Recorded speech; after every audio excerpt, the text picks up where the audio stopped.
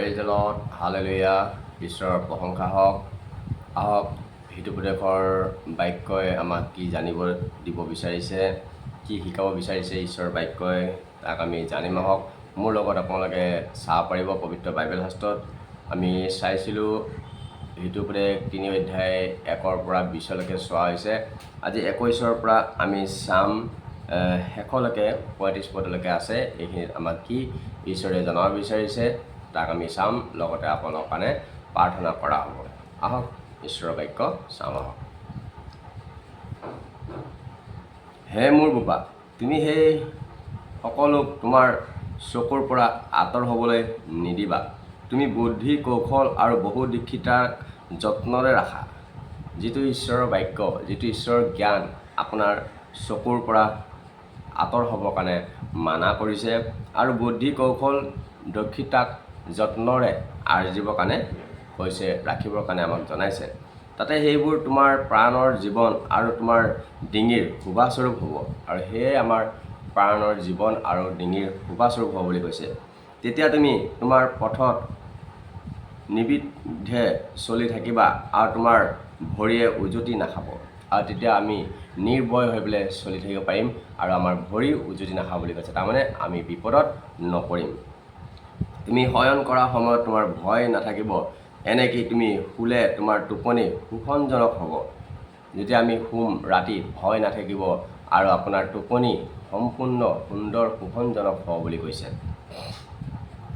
তুমি আকস্মিক আপদলৈ ভয় নকৰিবা, নাইবা দুষ্টবোৰলৈ বিনাশ আহিলে তুমি তালৈ আকাংক্ষা নকৰিবা। আৰু যি অকস্মাত অহা বিপদ, সেই বিপদলৈ আপোনাৰ ভয় নালাগে বুলি কৈছে। কিয়নো জিহুৱা তোমাৰ বিশ্বাস ভূমি হ'ব আৰু তেওঁ তোমাৰ ভৰি ফান্দত নপৰাকৈ ৰাখিব। আৰু ঈশ্বৰে আপোনাৰ বিশ্বাস ভূমি হ'ব আৰু তেওঁ আপোনাক বিপদত নপৰাকৈ ৰাখিব, যেতিয়া আপুনি ঈশ্বৰৰ বাক্য আপুনি মানিব, শুনিব, পালন কৰিব। তোমাৰ উপকাৰ কৰিবৰ সমৰ্থ থাকিলে উপকাৰ কৰিবলগীয়াক উপকাৰ নকৰাকৈ নাথাকিবা। যদি আপুনি কাৰোবাক উপকাৰ কৰিবৰ কাৰণে কোনোবাই আপোনাৰ পৰা সহায় বিচাৰিছে, যদি আপোনাৰ সমৰ্থ আছে, তেনেহ'লে তেওঁক আপুনি উপকাৰ কৰক, কাৰণ বাক্যত ঈশ্বৰে কৈছে। যেতিয়া তোমাৰ হাতত বস্তু থাকে তেতিয়া তুমি যোৱা, আকৌ আহিবা, কাইলৈ দিম, চুবুৰীয়াক এনে কথা নক'বা। যদি আপোনাৰ হাতত বস্তু আছে আৰু আপোনাক বিচাৰিছে ওচৰ চুবুৰীয়াই, তেনেহ'লে আপুনি যোৱা, কালিলৈ আহিবা, কালি দিম বুলি এনেকৈ কথা ক'বলৈ মানা কৰিছে। কোনো মানুহ তোমাৰ লগত নিৰ্ভয়ে থকা দেখিলে তাৰ বিৰুদ্ধে কুকল্পনা নকৰিবা। কোনোবাই যদি আপোনাক বিশ্বাস কৰিছে, তাক বিশ্বাসঘাতক কৰিব মানা কৰিছে। কোনোৱে তোমাৰ অপকাৰ নকৰাকৈ অকাৰণে তাৰ লগত বিবাদ নকৰিবা। কোনোৱে যদি আপোনাক কোনো অন্যায় কৰা নাই, তাৰ লগত আপোনাৰ বিবাদ আৰু কাজিয়াও কৰিব মানা কৰিছে। অত্যাচাৰীক পখুৱা নকৰিবা, তাৰ কোনো পথ মনোনীত নকৰিবা। যিসকল দুষ্ট তেওঁলোকৰ পথ মনোনীত কৰিবৰ কাৰণে আপোনাক মানা কৰিছে।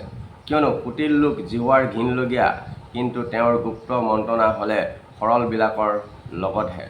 কুটিল যিবিলাকৰ মনৰ লোক, তেওঁ ঈশ্বৰৰ ঘিনলগীয়া বুলি কৈছে, কিন্তু সৰলবিলাকহে ঈশ্বৰৰ মন্ত্ৰণা বুলি কৈছে। দুষ্ট লোকৰ ঘৰ জিহুৱাৰ সাও থাকে, কিন্তু তেওঁ ধাৰ্মিকবিলাকৰ নিবাস আশীৰ্বাদযুক্ত কৰে। যিবিলাক দুষ্ট লোক, যিসকলে ঈশ্বৰৰ আজ্ঞা নামানে, ঈশ্বৰৰ প্ৰতি ভয় ভক্তি নাই, তেওঁলোকৰ প্ৰতি সাও থাকে বুলি কৈছে। কিন্তু যিজন ধাৰ্মিক, তেওঁৰ ঘৰত আশীৰ্বাদ থাকে বুলি কৈছে। নিশ্চয় তেওঁ নিন্দকবোৰক নিন্দা কৰে, কিন্তু নম্ৰবিলাকক অনুগ্ৰহ দান কৰে।